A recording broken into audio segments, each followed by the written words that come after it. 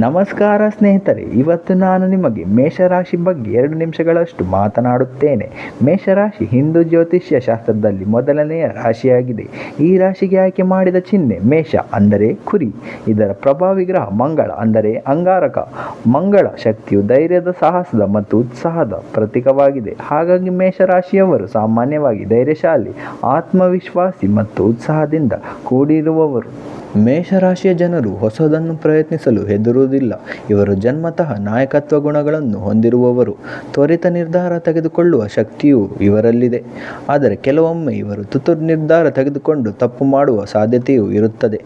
ಮೇಷರಾಶಿಯ ವ್ಯಕ್ತಿಗಳು ಕ್ರಿಯಾಶೀಲತೆ, ಸ್ಪರ್ಧಾತ್ಮಕ ಮನೋಭಾವ ಮತ್ತು ನೇರವಾದ ನಡವಳಿಕೆಗೆ ಪ್ರಸಿದ್ಧರಾಗಿದ್ದಾರೆ. ಇವರು ಏನಾದರೂ ಕೆಲಸ ಶುರು ಮಾಡಿದ್ದರೆ ಅದನ್ನು ಮುಗಿಸಿಯೇ ಬಿಟ್ಟಂತೆ ತೀರ್ಮಾನ ಮಾಡುತ್ತಾರೆ.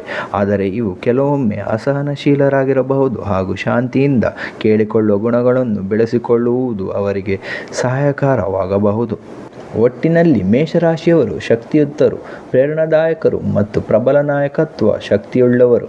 ಇವರು ತಮ್ಮ ಗುರಿಗಳನ್ನು ಸಾಧಿಸಲು ಶ್ರಮಿಸಬಲ್ಲವರು ಮತ್ತು ಗೆಲುವನ್ನು ಗಳಿಸಲು ಸದಾ ಸಿದ್ಧರಾಗಿರುತ್ತಾರೆ. ಧನ್ಯವಾದಗಳು.